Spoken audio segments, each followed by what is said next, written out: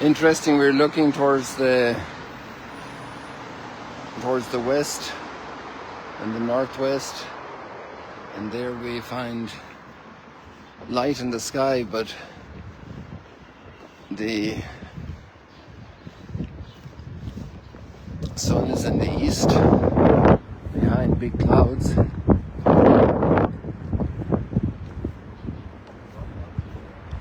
And in the clouds of life, we're actually getting a lot of light today from the Book of Wisdom.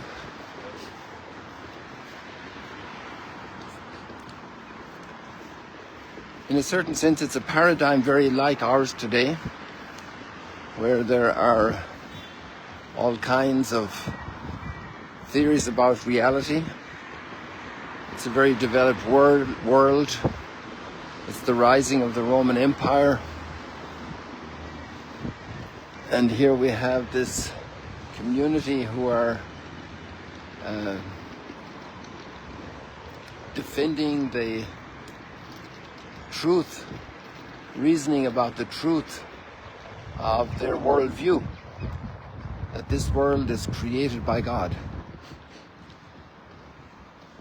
And we're in chapter 13 of the Book of Wisdom, and there are two major parts to this. The one part is the astonishment, how come people were unable to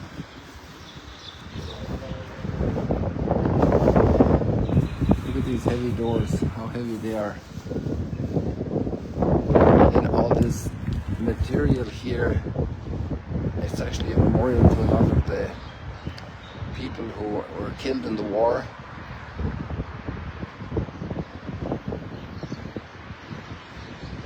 The sadness of war.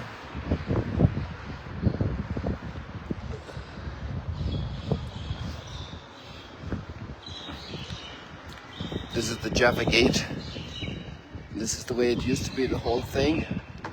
But over 100 years ago, this was opened up for Kaiser Wilhelm, so his motorcade could drive in.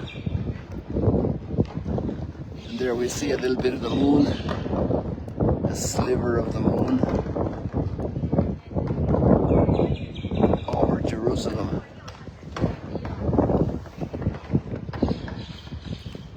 I'm debating what to do, if I should come through here in the inside the walls. I'd probably get out as fast as if I go on the outside into Mount Zion, and maybe we'll catch a glimpse of the sun disk rising there. So let's go inside. And we're passing by David's Citadel, was Herod's palace.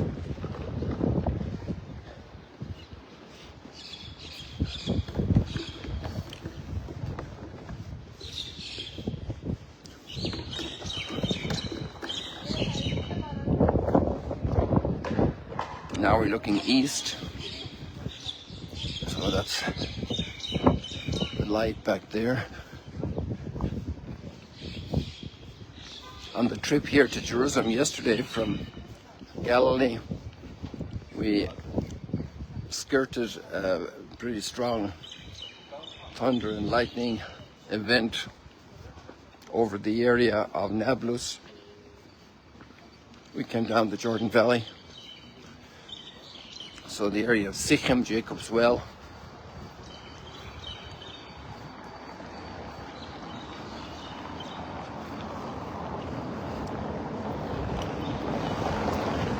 We're heading into the Armenian quarter. The head of catering in Notre Dame of Jerusalem is an Armenian. And his name is Armen. Wonderful person.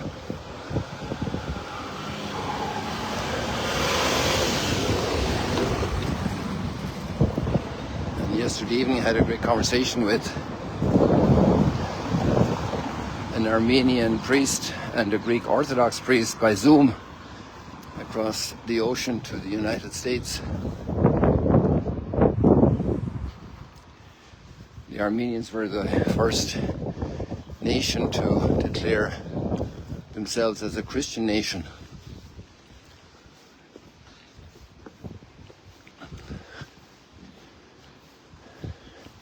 And we're coming up to St. James Church, which is the headquarters of the Armenian Patriarchate in Jerusalem.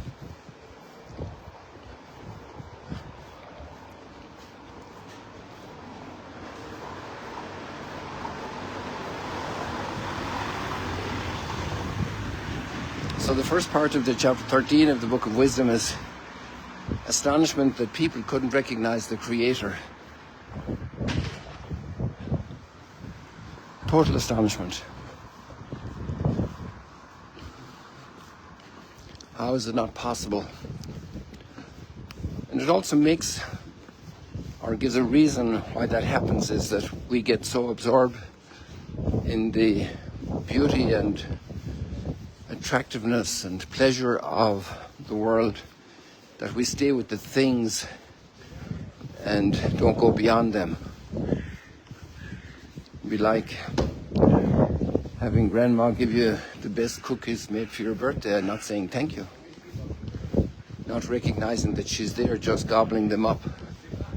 That's just a weak analogy to represent the surprise that intelligent beings wouldn't recognize the richness of the gift and therefore the richness of the giver. The love of the giver, the truth of the giver, the goodness of the giver.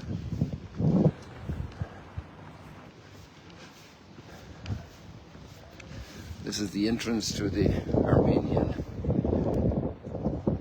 Patriarchate headquarters. St. Jack, it's written in French.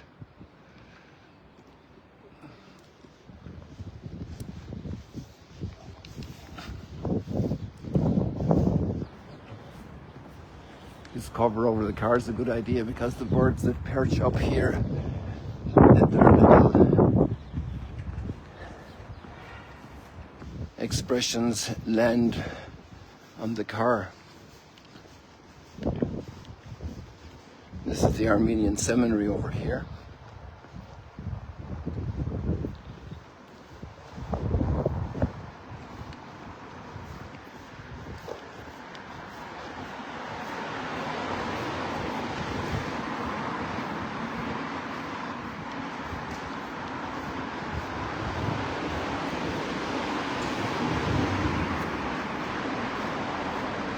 I didn't check if the second part of the chapter 13 of Book of Wisdom, which is not in our reading today, will be in tomorrow's reading, but it's about even greater astonishment that human beings would make a little figurine or paint it or put it up on a nail and pray to it as if it were a god. The sun itself is a marvelous reality that provides so much life for the world, because it was created such by the Almighty, and then to not recognize the Creator, but to turn your head down and recognize the creature as above you, who made it, is seemingly apparent to the writer as extraordinarily naive and foolish. We're dealing with the Book of Wisdom. The great anchor of the Book of Wisdom is this conviction of God who is Creator. And we celebrate in Psalm 19, the heavens proclaim the glory of God. And the firmament proclaims Him. It's a marvelous hymn.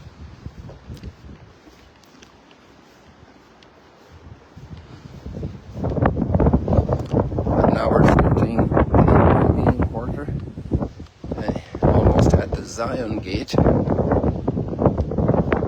think we're going to see some nice morning light.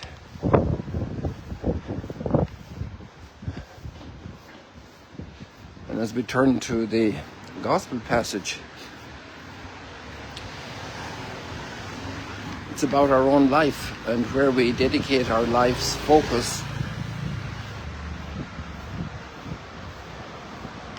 Our life passes by faster than that motorbike or this Jeep.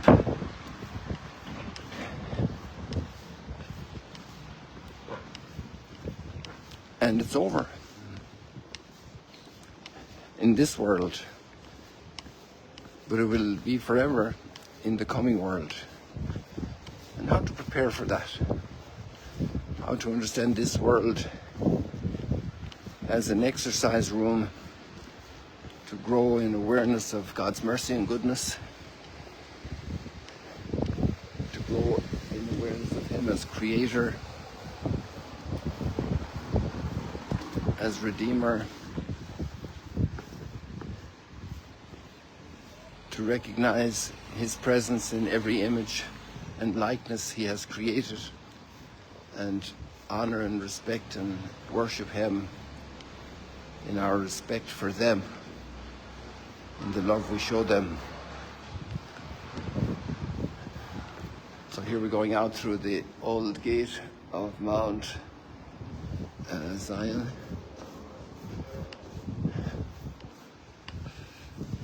And here we have the morning. Whoa, look at this light.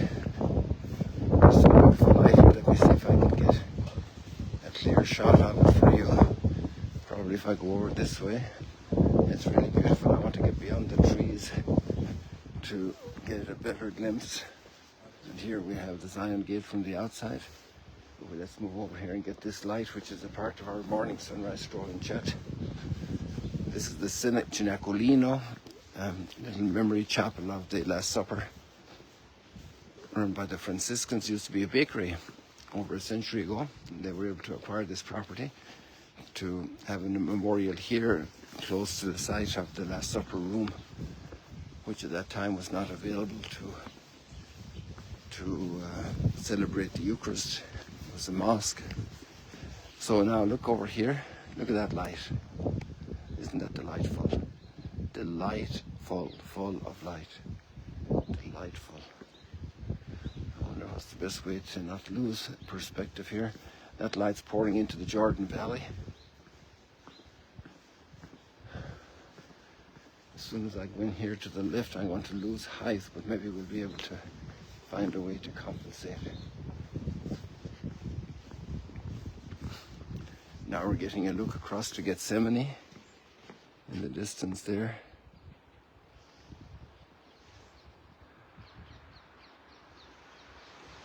And also the Al-Aqsa Mosque, almost lined up.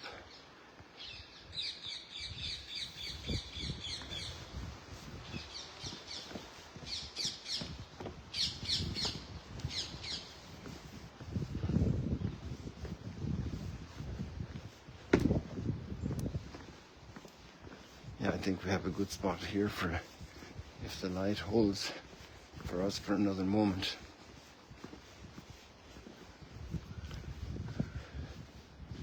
So we don't control our life. It's a wonderful gift. Yeah, this spot would allow us to take a shot here. I won't show you too much what's on the ground because it ain't so pleasant. But here we are with the beauty of this morning sky over Jerusalem. We're looking across over East Jerusalem or Silvan. The Kidron Valley is down below us. The Gehenna Valley is to our right. We actually just across from the Jaffa gate and wheels around the city more or less like we did. And there we have this beautiful light in the morning here, and we can see the plateau of the Moab Mountains, the story of Ruth.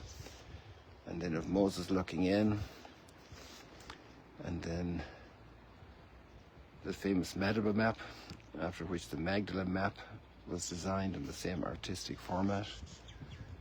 I was wondering if I can get in here behind this wall. Let's see where that takes me. Maybe it's a good idea. We even see a tennis court. I'm not sure if that's the way they had tennis courts at the time of King David. Or King Solomon probably had more tennis courts than King David. Maybe it's a basketball court as well, rather, not a tennis court. Excuse me. And here we have some cactus with some ripe tuna.